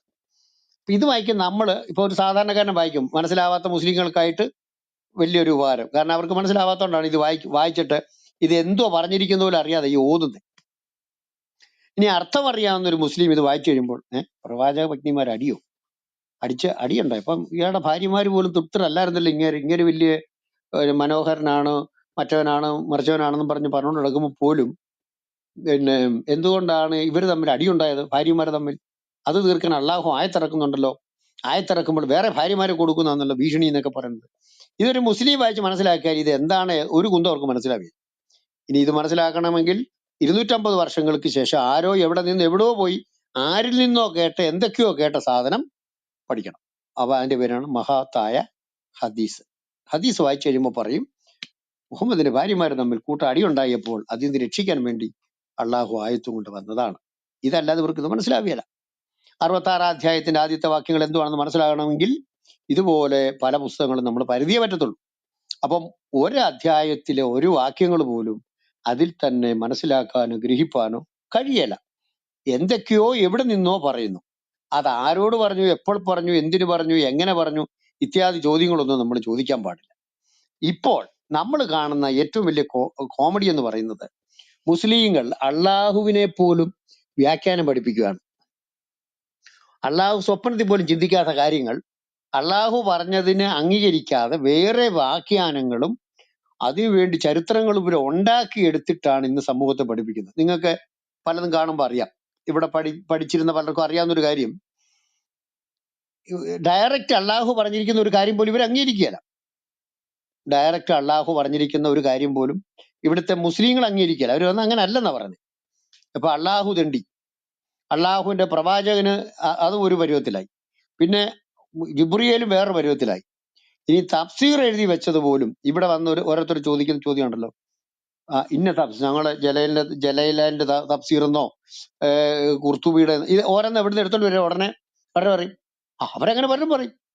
അപ്പൊ പിന്നെ അവര് പറയുന്നതിനേക്കാളും വലുതാണ് ഇപ്പോഴത്തെ ഉസ്താദുമാർ പറയുന്നതും ഇവിടുത്തെ ഈ എന്തായാലും പറയുന്നത് ഫഹദ് യൂണിവേഴ്സിറ്റി, ഗൂഗിൾ യൂണിവേഴ്സിറ്റി ഇവരൊക്കെ പഠിച്ചു വരുന്ന, അല്ലെങ്കിൽ ഏറ്റവും നല്ലത് ഇവരുടെ മദ്രസ യൂണിവേഴ്സിറ്റിയിൽ പഠിച്ചുകൊണ്ട് വരുന്ന ഇവർക്കാണ് ഏറ്റവും കൂടുതൽ അറിവ്. അപ്പം പണ്ട് എഴുതി വെച്ചവരും വ്യാഖ്യാനിച്ചവരും എല്ലാം പൊട്ടന്മാരായി. അതാണ് ഇപ്പോഴത്തെ മുസ്ലിങ്ങളുടെ ഒരവസ്ഥ. ഇപ്പം പിന്നെ 33-50 വായിച്ചിട്ട് നിനക്കൊരു വിഷമം ഉണ്ടാവാതിരിക്കാൻ വേണ്ടിയാണ് ഞാൻ നാട്ടിലെ പെണ്ണുങ്ങളെല്ലാം നിനക്ക് ഭാര്യമാരായിട്ടും ശരീരം ഉപയോഗിക്കാനൊക്കെ തരുന്നതെന്ന് പറയുമ്പോൾ ഇവിടുത്തെ സഹോദരന്മാർ 100,000 വട്ടം ചോദിച്ചുള്ള ചോദ്യമാണ്, എന്താണ് മുഹമ്മദിന് ഇത്ര വിഷമം? മുഹമ്മദിന്റെ ഈ വിഷമം എന്താണെന്ന് ചോദിക്കുമ്പോൾ പിന്നെ ശരിക്കും ഒരു എന്താ പറഞ്ഞ വ്യാഖ്യാന ഫാക്ടറിയിലേക്ക് ഇവരെ കയറുകയാണ്. ആയത്തുകൾ ഇവർ തന്നെ ഉണ്ടാക്കുകയാണ്, വ്യാഖ്യാനങ്ങൾ തഫ്സീറുകളും അതുപോലെ സീറകളും ഒക്കെ ഇവർ തന്നെ ഉണ്ടാക്കുകയാണ്. ഉണ്ടാക്കിയിട്ട് അവരിങ്ങോട്ട് വന്നിട്ട് അതുമായിട്ട് യാതൊരു ബന്ധമില്ലാത്തൊരു ഉത്തരം എന്ന് പറയും. എന്ന് പറഞ്ഞാൽ നാടൻ ഭാഷയിൽ പറഞ്ഞാൽ പയർ എത്ര എന്ന് ചോദിച്ചാൽ പഞ്ചാര 2 കിലോ എന്ന് പറയും. ഇതാണ് ഇപ്പോഴത്തെ മുസ്ലിം പണ്ഡിത കുണ്ഡിത ശിരോമണികളുടെ ദയനീയ അവസ്ഥ എന്ന് പറയുന്നത്. ഞാൻ പറഞ്ഞു വന്ന ഭാഗത്തേക്ക് തിരിച്ചു വരാം. എന്താണ് ഇതിന്റെ ഓർഡർ? ഈ ഓർഡർ മുഴുവൻ തെറ്റിച്ചടക്കുകയാണ്. 2-3 അധ്യായങ്ങൾ മാത്രം, 2-3 അല്ല, 2-3 അധ്യായങ്ങൾ മാത്രമാണ് ഈ ഓർഡറിൽ ലഭിച്ചിടത്ത് തന്നെ കിടക്കുന്നുള്ളൂ. ബാക്കിയെല്ലാം എവിടൊക്കെ വാരി ഇട്ടിരിക്കുന്നതാണ്. അപ്പൊ ഇങ്ങനെ ഒരു ഗ്രന്ഥത്തിൽ എന്ത് സത്യമാണ് ഇവർക്ക് പഠിക്കാനുള്ളത്? എന്ത് അർത്ഥം മനസ്സിലാവും? എന്താണ് ഇവർക്ക് ചരിത്രപരമായിട്ട് ഇത് പഠിക്കാൻ പറ്റുന്നത്? എന്ത് ആധ്യാത്മികതയാണ് പഠിക്കാൻ പറ്റുന്നത്? ഒന്നിനോടൊന്ന് വിരുദ്ധതയുള്ളതാണ്, ഒന്നിനോടൊന്ന് നേരെ ഓപ്പോസിറ്റ്, 2 ധ്രുവങ്ങൾ നിൽക്കുന്ന ആശയങ്ങൾ പറയുന്നുണ്ട്. മനസ്സിലാവുന്നുണ്ടോ? കൊല്ലാൻ പറയുന്ന ആയത്തുകളെ, കഴുത്തു വെട്ടാൻ പറയുന്ന ആയത്തുകളെ, കഴുത്ത് വെട്ടിയതിന് ശേഷം കൈകാലുകൾ അരിഞ്ഞു കളയാൻ പറയുന്ന മഹത്തായ മഹനീയമായ കാരുണ്യത്തിന്റെ പ്രവൃത്തികളെ, ഇതെല്ലാം ഖുറാൻ നമ്മളെ പഠിപ്പിക്കുന്ന കാര്യമാണ്. അപ്പൊ ഇത് പറഞ്ഞല്ലോ ഇതിന്റെ അർത്ഥമില്ല. ഇപ്പൊ എന്റെ റിക്വസ്റ്റ് ഇതാണ്, ഈ 400-ാം ദിവസം ഞങ്ങൾ ആഘോഷിക്കുമ്പോൾ മുസ്ലിങ്ങളായ സഹോദരന്മാരോട് ഞങ്ങൾക്ക് പറയാനുള്ളത്, നിങ്ങൾ ദയവായി ഈ പുസ്തകത്തെ ഓർഡറിലൊന്ന് വായിക്കുക. എന്തായാലും നിങ്ങളുടെ മുഹമ്മദ് നബിക്ക് കൊടുത്തെന്ന് നിങ്ങൾ വിശ്വസിക്കുന്നുണ്ടെങ്കിൽ ആ കൊടുത്ത ഓർഡറിൽ 96, 68, 73, 74, 5 ഇങ്ങനെ, ഇല്ല ഇന്നത്തെ 1 ഇങ്ങനെ ഇതിനെല്ലാം കൂടെ ഒന്ന് പറക്കിയിട്ട് അതിന്റെ നേരായ ഓർഡറിൽ അതിനെ ഒന്ന് പറക്കിയിട്ട് ഒന്ന് വായിച്ചു നോക്കുക. അപ്പോഴാണ് ഖുറാനകത്ത് ഈ അള്ളാഹു എന്ന് പറയുന്ന ആ ശക്തി, നമ്മൾ വിശ്വസിക്കുന്നത് സാത്താന്യ ശക്തിയാണ്, ആ ശക്തി ഈ സമൂഹത്തെ എങ്ങനെ വഞ്ചിക്കുന്നു എന്നുള്ളതിന്റെ അതിന്റെ ശരിയായ അർത്ഥം, ഗതി നമുക്ക് മനസ്സിലാക്കാൻ പറ്റും. ഈ ഈ പിന്നെ മുസ്ലിങ്ങൾ സമ്മതിക്കുന്ന ഒരു കാര്യമാണ് മക്കൻ ആയത്തുകൾ എന്നും പറഞ്ഞ സൂറകൾ എന്നും പറഞ്ഞ് കുറെ സൂറകളുണ്ട്. ഏകദേശം 80-നും അധികം അധ്യായങ്ങളും എനിക്ക് തോന്നുന്നത് മക്കനാണ്. അതിന് ശേഷമുള്ളതാണ് മദീനൻ സൂറകൾ എന്ന് പറയുന്നത്. ഈ മക്കൻ ആയത്തിനകത്തെല്ലാം മുഹമ്മദ് വളരെ പാവമാണ്, ആരോടും വഴക്കിടാൻ പോകുന്നില്ല. പിന്നെ തുടങ്ങിയത് തന്നെ ശപിച്ചുകൊണ്ടാണ്, അത് വേറൊരു കാര്യം. 2 അധ്യായങ്ങൾ 96 നിങ്ങൾ എടുത്ത് വായിച്ച് നോക്കി, ഒരുത്തിന്റെ കുടുംബിക്ക് പിടിച്ച് വലിക്കും എന്നൊക്കെ പറഞ്ഞുകൊണ്ടാണ്. ആരുടെയാന്നൊക്കെ അറിയണമെങ്കിൽ നമ്മൾ 400 വർഷം കഴിഞ്ഞവനോട് ചോദിക്കണം. ഇപ്പോഴത്തെ 1-ാം അധ്യായത്തിന് അത് ശാപമാണ്, അത് യഹൂദനും ക്രിസ്ത്യാനിയും മുടിഞ്ഞു പോട്ടെന്നാണ്. ഈ കഴിഞ്ഞ ദിവസം ഒരു ചാനൽ ചർച്ചയ്ക്കകത്ത് ഇരുന്നുകൊണ്ട് ഒരു സ്ത്രീ മുസ്ലിം സ്ത്രീയാന്ന് തോന്നുന്നു, പുള്ളിക്കാരി ചോദിക്കുന്ന ഒരു ചോദ്യമാണ്, 130 കോടി ജനം 90 ലക്ഷം അല്ലെ 99 ലക്ഷം വരുന്ന മുസ്ലിം യഹൂദന്മാരെ തച്ചിനിരുന്ന് മുടിഞ്ഞു പോകാൻ വേണ്ടി പ്രാർത്ഥിക്കുകയാണ്. 130 ലക്ഷം ജനം, അല്ല അതല്ലേ, അല്ലല്ല 130 കോടി ജനം, 1 കോടി വരാത്ത ഒരു ജനസമൂഹത്തെ 5 നേരം 17 പ്രാവശ്യം പണ്ടാരം അടങ്ങിപ്പോട്ടെന്ന് പ്രാർത്ഥിക്കുകയാണ്. ഇവര് പ്രാർത്ഥിക്കുന്നതിനനുസരിച്ച് അവർ പുരോഗതി പ്രാപിക്കുകയാണ്. ഇവർക്ക് രാജ്യമില്ലായിരുന്നു, 1600 വർഷം ഇവർ പ്രാർത്ഥിച്ചു മുടിഞ്ഞു പോട്ടെ. എന്തായാലും 1947 രാജ്യം സ്ഥാപിച്ചു. അതിനുശേഷം മുടിഞ്ഞു പോട്ടെ എന്ന് പ്രാർത്ഥിച്ച് ഇവരെ യുദ്ധത്തിന് ചെന്നു. അവർ മോന്ത അടിച്ച് ഷേപ്പ് മാറ്റി അങ്ങ് വിട്ടു. അത് കഴിഞ്ഞ് കുറെ കാലം അടങ്ങിയിരുന്നു, പിന്നെയും പ്രാർത്ഥിച്ച് അള്ളാഹു ഏതാണ്ട് ചെയ്യുമെന്ന് പറഞ്ഞ് വീണ്ടും യുദ്ധത്തിന് പോയി. അവന് വീണ്ടും ഒരു തേപ്പോട് വെച്ചു കൊടുത്തു. അതോടുകൂടി ഉള്ള മോന്തം കൂടെ ഷേപ്പും പോയി. അത് കഴിഞ്ഞ് ഇപ്പം തല്ല് വാങ്ങിച്ചുകൊണ്ടേ ഇരിക്കുന്നുണ്ട്.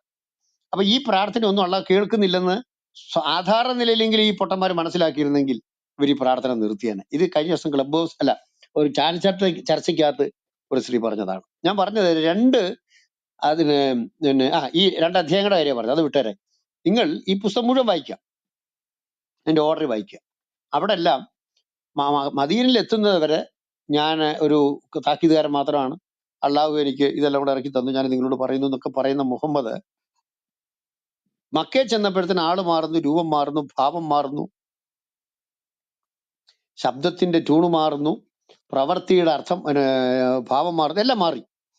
അവിടെ ചെന്ന് കഴിയുമ്പോഴത്തേന് ആള് ഒരു വില്ലനായിട്ട് മാറി. വടക്കൻ വീരകഥയിലെ വില്ലൻ എന്നൊക്കെ പറയുന്ന തച്ചോളിയോദയൻ എന്നൊക്കെ പറയുന്ന മാതിരി പുള്ളി അങ്ങ് മാറിയിട്ട് അവിടെ ആയുധമാക്കി ആളുകളെ കൂട്ടി കൊള്ളയടിയും പെണ്ണുപിടിയും കൊലപാതകങ്ങളും ഒരു ഹരമായിട്ട് പുള്ളിയുടെ കൂടെ കൂടി. എന്നിട്ട് അവർ ചെയ്ത ഒരു കാര്യം എന്ന് പറയുന്നത്, മുഹമ്മദ് ചെയ്തൊരു കാര്യം, മുഹമ്മദ് പിന്നെ അള്ളാഹുവിന്റെ അടുത്തേക്ക് അങ്ങ് എത്തി. പിന്നെ അതുവരെ നബിയെ നീ പറയാന്ന് പറഞ്ഞ പുള്ളിയൊക്കെ നേരെ തിരിച്ചിട്ട് പറഞ്ഞു, പ്രവാചകനെയും റസൂലിനെയും അള്ളാഹുവിനെ അനുസരിക്കണം, റസൂലിനെ സ്നേഹിച്ചെങ്കിൽ മാത്രമേ ഉള്ളൂ. അവിടെ 1-ാം സ്ഥാനത്തേക്ക് ആയി എത്തുന്നത് റസൂലാണ്, മുഹമ്മദാണ്. പിന്നെ ആയുധങ്ങളായി, അണികളായി, കൊല്ലലായി, കൊലവിളികളായി, കഴുത്തുവെട്ടലായി, പെടലിക്ക് വെട്ടലായി, കഴുത്തരിഞ്ഞുകളയായി, ക്രൂശിക്കലായി, എതിർവശത്ത് കൈകാലുകൾ അരിഞ്ഞുകളലായി. എന്ന് പറഞ്ഞാൽ ആയുധവും ആൾക്കാരും അണികളും ഒക്കെ വന്നു കഴിഞ്ഞപ്പോൾ, അർത്ഥമൊക്കെ വന്നു കഴിഞ്ഞപ്പോഴത്തേന് മുഹമ്മദിന്റെ ഭാവങ്ങൾ അങ്ങ് മാറി. പിന്നെ അവിടെ ദയയും കാരണമൊന്നുമില്ല, പിന്നെ കൊല്ലും കൊലവിളിയും മാത്രമേ ഉള്ളൂ. ഇതാണ് ഖുറാൻ നമ്മൾ അതിന്റെ ഓർഡർ വായിച്ചു കഴിയുമ്പോൾ അവസാനം എത്തുമ്പോൾ നമുക്ക് മനസ്സിലാക്കുന്നത്. ഈ ഇന്ന് കിടക്കുന്ന 9-ാമത്തെ അധ്യായമൊക്കെ അവസാനം എഴുതപ്പെട്ടതാണ്. തൗബയ്ക്കകത്ത് മുഴുവൻ കൊലവിളികളാണ്. തൗബ എന്ന് പറയുന്നത് പശ്ചാത്താപം എന്ന വാക്കിന്റെ അർത്ഥം. എന്ത് പശ്ചാത്താപം? അള്ളാഹുവിന്റെ അടുക്ക് പശ്ചാത്തപിക്കും. എങ്ങനെയെന്നറിയാമോ? അന്യമതത്തിനെ കൊന്നിട്ട് കൊല്ലാത്തവൻ എനിക്ക് കൊല്ലാൻ പറ്റിയില്ലല്ലോ എന്നുള്ള പശ്ചാത്താപമാണ്. അല്ലാതെ കൊന്നിട്ട് ഐ എം സോറി എനിക്കൊരു അബദ്ധം പറ്റിയെന്ന് പശ്ചാത്താപമല്ല. കൊല്ലാതെ ഇരുന്നതാണ് പശ്ചാത്തപിക്കേണ്ടത്. മറ്റു മതസ്ഥരെ കാണുന്നിടത്ത് വെച്ച് പടലിക്ക് വെട്ടിയില്ലെങ്കിൽ നീ അള്ളാഹുവിനോട് പശ്ചാത്തപിക്കണം എന്നുള്ളതാണ് അള്ളാഹുവിന്റെ പശ്ചാത്താപം എന്നുള്ള ആയത്തിലൂടെ നമ്മൾ മനസ്സിലാക്കണം. അപ്പൊ നിങ്ങൾക്ക് ഈ പുസ്തകത്തിന്റെ ഗതി മനസ്സിലാവുമല്ലോ. ഈ മുസ്ലിങ്ങൾ ഇന്ന് ഇതൊന്നും മനസ്സിലാക്കാതാണ് ഇത് വായിക്കുന്നത്, ഇത് പഠിക്കുന്നത്, ഇത് പ്രസംഗിച്ചുകൊണ്ട് നടക്കുന്നത്. ഇവർക്കാർക്കും ഇതിന്റെ ഓർഡറിന്റെ അർത്ഥം അറിയത്തില്ല. ഇവർ ഒരാൾ പോലും വായിച്ചു കാണത്തില്ല. എന്റെ വിശ്വാസം ഇന്ന് കിടക്കുന്ന ഖുറാനെ ഒരുത്തൻ പോലും ഇത് വായിച്ചു കാണത്തില്ല. പക്ഷെ ഞാൻ 2-3 വട്ടം വായിച്ചു ഇതിന്റെ ഓർഡറിൽ. 3 വട്ടം ഞാൻ ഇത് വായിച്ചു. ഇതിന്റെ ഓർഡറിൽ തന്നെ ഞാൻ എടുത്തു. മൊത്ത ഖുറാനും 114 അധ്യായങ്ങളെയും അതിന്റെ ഓർഡറിൽ ഇട്ടിട്ട് ഞാനിത് വായിച്ചതാണ്. അപ്പോഴാണ് ഈ ഇസ്ലാമിന്റെ മതത്തിന്റെ അകത്തെ ആ കുതന്ത്രം, ഈ പിശാചിനെ കുറിച്ച് പറയുന്നത് തന്ത്രം എന്നുള്ളതാണ്. ഒരു പുസ്തകം അതിന്റെ അർത്ഥം ഒരാൾ മനസ്സിലാക്കണ്ടെങ്കിൽ, ഒരു കഥപുസ്തകം തന്നെ ഇരിക്കട്ടെ, ഞാനൊരാൾ കൊടുക്കുകയാണ്, അവൻ ഇതിന്റെ ആ കഥയുടെ സത്യസന്ധതയോ അതിന്റെ യാഥാർത്ഥ്യമോ അറിയരുന്നുണ്ടെങ്കിൽ ഞാൻ ആ പുസ്തകത്തിന്റെ പേജുകൾ കീറി തെരെ പാര വെച്ചം കൊടുത്തേച്ചാൽ മതി. ഇവൻ വായിക്കുമെങ്കിലും ഒരിക്കലും ഇതിന്റെ അർത്ഥം അറിയത്തില്ല.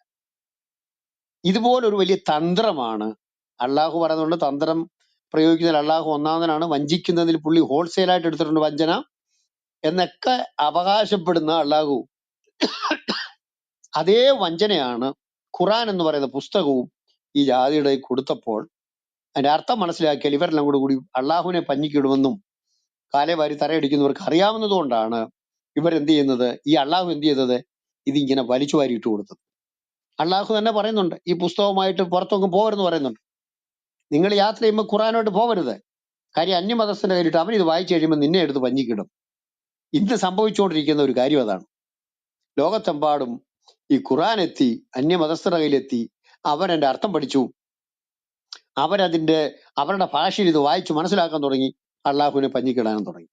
മുഹമ്മദിന് ആകാശത്ത് നിന്ന് ഭൂമിയിൽ ഇറങ്ങാൻ കാലുകുത്താൻ പറ്റാത്തൊരവസ്ഥ എത്തി. ഇത് അള്ളാഹു പണ്ട് പറഞ്ഞു കൊടുത്തായിരുന്നു, പുറത്ത് കൊണ്ടുപോകരുത്, നാട്ടുകാരുടെ കയ്യിൽ അകപ്പെടരുത്, അവൻ നിന്നെ പഞ്ഞിക്കിടും എന്നുള്ള കാര്യം. എന്തായാലും ഇപ്പൊ പഞ്ഞിക്കിട്ട് മൂക്കിൽ പഞ്ഞിയും വെച്ച് കൈയും കാലും കൂട്ടിക്കെട്ടി ബഹിരാകാശത്തേക്ക് ഒരു യാത്ര നടന്നൊരു അവസ്ഥയിലാണ് ഇസ്ലാമിക ദൈവവും ഇസ്ലാമിന്റെ പ്രവാചകനും ഇസ്ലാമിക വിശ്വാസികളും. ഇതാണ് ഇപ്പോഴത്തെ ഒരു അവസ്ഥ. അപ്പൊ അതുകൊണ്ട് സത്യങ്ങൾ നിങ്ങൾ അറിയണം. ഈ പഠിപ്പിക്കുന്നത് ആരെങ്കിലും ആക്ഷേപിക്കാനോ ഒരു മതസ്ഥരെ ഇല്ലാതാക്കാനോ ഒന്നും ഞങ്ങൾ ഉദ്ദേശിക്കുന്നില്ല. പക്ഷെ ഇസ്ലാം എന്ന് പറയുന്ന ആ ആ അദൃശ്യ ശക്തി, ആ പൈശാചിക ശക്തി മനുഷ്യരുടെ മുമ്പിൽ വെക്കുന്ന അപകടം എത്ര വലുതാണ്. മുഹമ്മദ് എന്ന് പറയുന്ന വ്യക്തിയുടെ പഠിപ്പിക്കൽ മുഖാന്തരം മനുഷ്യരാശിയിൽ ഉണ്ടായിരിക്കുന്ന വിള്ളലുകൾ എത്ര വലുതാണ്, അതിന്റെ നൊമ്പരങ്ങൾ എത്ര വലുതാണ്, മുറിവുകൾ എത്ര വലുതാണ്, അത് എത്ര കുടുംബങ്ങളെ ഇല്ലാതാക്കി, എത്രയോ കുടുംബങ്ങളെ നശിപ്പിച്ചു, എത്രയോ ദേശങ്ങളുടെ സംസ്കാരങ്ങൾ ഇല്ലാതാക്കി, എത്രയോ ദേശങ്ങളെ ഇന്നും ഇല്ലാതാക്കിക്കൊണ്ടിരിക്കുന്നു. ഈ ഭീകരത അത് ലോകം അറിയണം. അതിനുവേണ്ടിയാണ് 400 ദിവസങ്ങൾ കഴിഞ്ഞിട്ടും നിർത്താതെ ഞങ്ങൾ ഈ ക്ലാസ് ഇങ്ങനെ തുടർന്നുകൊണ്ടിരിക്കുന്നത്. ഇനി ഇതിനെക്കുറിച്ച് അറിയുന്നവർ കൂടുതൽ ആൾക്കാർ ഇവിടെ വരും, അവരിത് പഠിപ്പിക്കും. ഇപ്പൊ ഇസ്ലാമിക റൂമുകൾ നിങ്ങൾ ചെന്ന് നോക്കി, ഒരൊറ്റ ഉത്തരത്തിന് അവര് തെളിവ് പറയത്തില്ല. ആരും ഉത്തരത്തിന് തെളിവ് പറയത്തില്ല. ചോദ്യങ്ങൾ ചോദിക്കുമ്പോൾ അവർ മദ്രസ പഠിക്കും. ഇവിടെ വന്ന് കഴിഞ്ഞ ദിവസം ഒരു സഹോദരൻ സംസാരിച്ച ഒരു പ്രധാനപ്പെട്ട കാര്യം അതാണ്. ഞങ്ങളുടെ മദ്രസയിൽ പഠിപ്പിച്ചു. ഈ മദ്രസയിൽ എന്ത് പൊട്ടത്തരങ്ങളാണ് പഠിപ്പിക്കുന്നത്, മദ്രസയിൽ എന്തൊക്കെയാണ് അനുഭവങ്ങൾ ഇവർക്ക് ഉണ്ടാവുന്നത്, അത് നമുക്ക് അറിയാലോ. ഇന്ന് അതൊക്കെ ഒരു സാധാരണ ഭാഷയായിട്ട് ലോകത്ത് മാറി. വെളിച്ചെണ്ണ ഉസ്താദ്, വെളിച്ചെണ്ണ മോസ്ക്, ഇങ്ങനെയൊക്കെയുള്ള തരത്തിലേക്ക് അധപ്പതിക്കത്തക്ക രീതിയിലേക്ക് ഇസ്ലാം എത്തിച്ചേർന്നു. ആ ഇവരുടെ മദ്രസകൾ എന്തവർ പഠിക്കുന്നത്, ഈ കുഞ്ഞുങ്ങളെയൊക്കെ വളരെ മോശമായിട്ട് ഉപയോഗിക്കുകയും ആ കുഞ്ഞുങ്ങളോട് വളരെ മോശമായിട്ട് ഇടപെടുകയും ചെയ്യുന്ന എവരി ഡേ, എല്ലാ ദിവസത്തെയും പത്രത്തിനകത്ത് ഒരു ഉസ്താദിന്റെ പേര് ഉണ്ടാവും. പിള്ളേരെ അത് മുഹമ്മദിന്റെ പാരമ്പര്യം ഇവരെ അനുസരിക്കുന്നു മാത്രമേ ഉള്ളൂ. മുഹമ്മദ് ചെയ്ത വൃത്തികേടുകളെ ഇവരെ അനുസരിക്കുന്നു എന്ന് മാത്രമേ ഉള്ളൂ. അപ്പൊ എന്ത് പഠിപ്പിക്കലാണ് ഇത്? ഈ പണി കുഞ്ഞുങ്ങളോട്, പെൺകൊച്ചുങ്ങളും പലരും ക്ലബ് ഹൗസിൽ ഇസ്ലാം വിട്ടവർ എത്രയോ പേര് മാതാപിതാക്കളും സഹോദരിമാരുമാണ് വന്ന് സാക്ഷ്യം പറയുന്നത് ഈ ഇവർ ചെയ്ത വൃത്തികേടുകളെ കുറിച്ച്. അപ്പൊ ഈ വൃത്തികേടെല്ലാം കാണിച്ചിട്ട് ഇവരെന്തോ അവിടെ പഠിപ്പിക്കുന്നത്? മുഹമ്മദ് സാ അങ്ങനെ ചെയ്തു, മുഹമ്മദ് സു ഇങ്ങനെ ചെയ്തു എന്നല്ല പറയാൻ പറ്റൂ. അത് ഉള്ളത് കൊണ്ടാണ് ഈ അനുഭവിക്കുന്ന കുഞ്ഞുങ്ങളുടെ മാതാപിതാക്കൾ ഒരു കേസ് കൊടുക്കാത്തത്. കാര്യം സാ ഇങ്ങനെ ചെയ്തതാണ്, അതിന് സൂവിന്റെ അനുവാദം ഉണ്ടായിരുന്നു. അപ്പൊ സൂവിന്റെ അനുവാദത്തോടുകൂടി സാ ചെയ്തത് കൊണ്ട് സഹാബികൾ മുഴുവൻ എന്ത് ചെയ്യുന്നു, അത് അനുഭവിച്ചുകൊണ്ട് കഴിയുന്നു. ഇതാണ് ഇസ്ലാമിന്റെ അവസ്ഥ എന്ന് പറയുന്നത്. അതുകൊണ്ട് ഇവിടെ സഹോദരന്മാർ കൂടുതൽ പഠിക്കുക, അന്തമില്ലാത്ത ആ മതത്തെക്കുറിച്ച് നിങ്ങൾ പഠിക്കുക.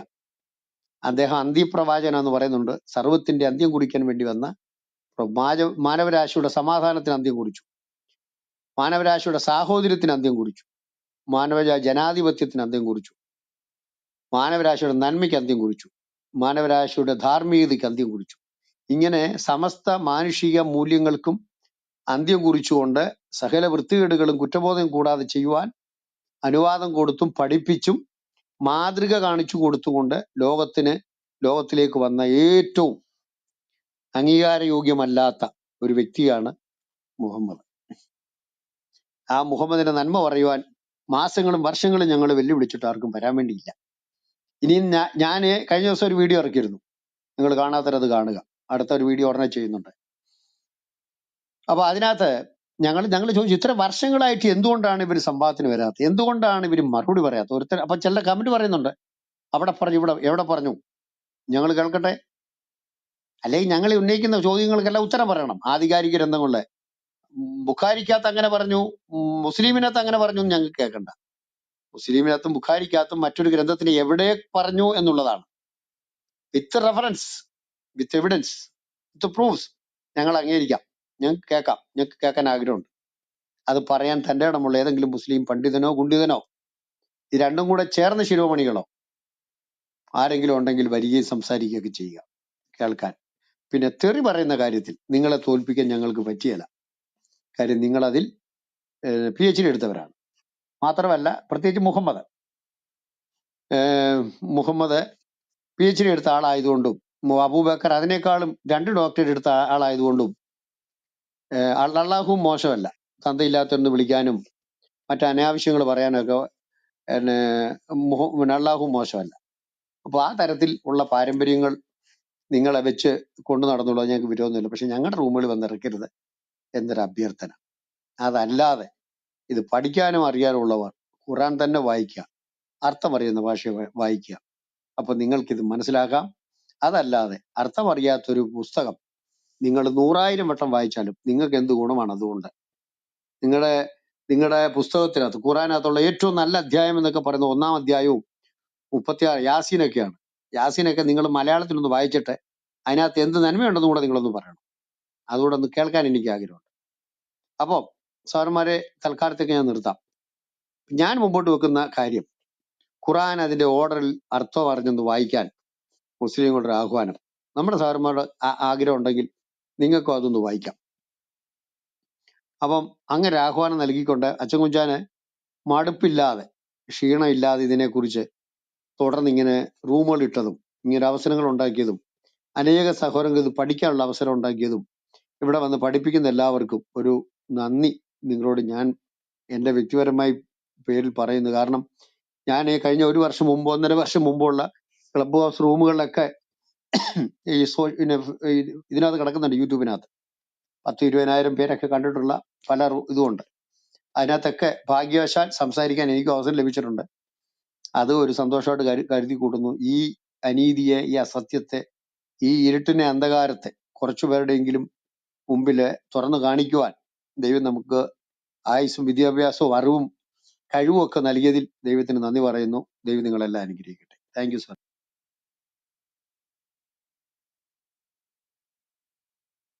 താങ്ക് യു വർഗീസ് സാറേ, താങ്ക് യു സോ മച്ച്. കുറച്ചു സമയം മുമ്പ് ബോണ്ട് ബ്രദർ ഒരു ചോദ്യം ചോദിച്ചു, എപ്പോഴാണ് മുഹമ്മദിനെ റോക്കറ്റിലേക്ക് അയക്കുന്നതെന്ന്. അപ്പോൾ വർഗീസ് സാറ് നല്ലൊരു റോക്കറ്റിൽ കയറ്റി അയച്ചിട്ടുണ്ട്, ബഹിരാകാശത്ത് നിന്ന് ബഹിരാകാശത്തേക്ക്. എനിവേ, സാറ് പറഞ്ഞ ഒരു കാര്യം, അതിനു മുമ്പ് പഠിക്കാൻ വേണ്ടി ആഹ്വാനം ചെയ്ത മാത്യു സാറും ഓർഡറിൽ വായിക്കാനായിട്ട് പ്രത്യേക ആഹ്വാനം നടത്തിയ വർഗീസ് സാറിനും, നിങ്ങൾ താഴെ ഇരിക്കുന്ന മുസ്ലിം സുഹൃത്തുക്കളും ക്രിസ്തീയ സുഹൃത്തുക്കളും, നിങ്ങളത് കേട്ടു എന്ന് വിശ്വസിക്കുന്നു, നിങ്ങളത് ചെയ്യുമെന്ന് വിശ്വസിക്കുന്നു. താൻ റിട്ടയർ ആയതിനു ശേഷം അറബി പഠിക്കുവാൻ തുനിഞ്ഞ് പഠിക്കാൻ കഴിഞ്ഞ ഒരു വ്യക്തിയാണ് മാത്യു സാർ. അദ്ദേഹമാണ് ചെറുപ്പക്കാരായ ഏറ്റവും അധികം ചെറുപ്പക്കാരാണ് ഇവിടെ ഉള്ളതെന്ന് ഞാൻ കരുതുന്നു. അവരോടാണ് ആവശ്യപ്പെടുന്നത്, തീർച്ചയായും നിങ്ങൾക്ക് അതിന് കഴിയും. വർഗീസ് സാറ് പറഞ്ഞത് വളരെ ചെറിയൊരു കാര്യമാണ്. നിങ്ങൾക്കറിയില്ലെങ്കിൽ നിങ്ങൾ പറയുക. ആദ്യം ഇറങ്ങിയതനുസരിച്ചുള്ള ആ ഓർഡർ വേണമെങ്കിൽ ഞങ്ങൾ വായിച്ചു കേൾപ്പിക്കാം, അത് താഴെ വേണമെങ്കിൽ ഇടാം. നിങ്ങൾക്കത് ഓൺലൈനിൽ കിട്ടും. അത് എങ്ങനെയാ അതൊന്ന് നിങ്ങൾ തീർച്ചയായിട്ടും എടുത്ത് വായിക്കണം. ഓർഡറിൽ ഇറങ്ങിയത് വായിച്ചാൽ നിങ്ങൾക്ക് മനസ്സിലാകും. ഈ വർഗീസ് സാർ ഇപ്പോൾ പറഞ്ഞ കാര്യം, ആദ്യകാലങ്ങളിൽ ഞാൻ വെറും പാവമാണ്, ഞാൻ വെറും താക്കീത് ചെയ്യാൻ വന്ന ആളാണെന്ന് പറഞ്ഞ ആള് പിന്നെ ദൈവമായി അള്ളാഹുവായി മാറുന്ന കാഴ്ച നിങ്ങൾക്ക് ഈ ഓർഡറിൽ വായിക്കുമ്പോൾ കാണാൻ പറ്റും. Thank you Varghese sir. Sir വരുമ്പോൾ നമുക്ക് ഒരു നല്ല ഉണർവും നമുക്ക് കാര്യങ്ങളൊന്ന് ചിരിക്കാനും ഒക്കെ നമുക്ക് സാധിക്കുന്നു. മൂക്കിൽ പഞ്ഞി വെച്ച്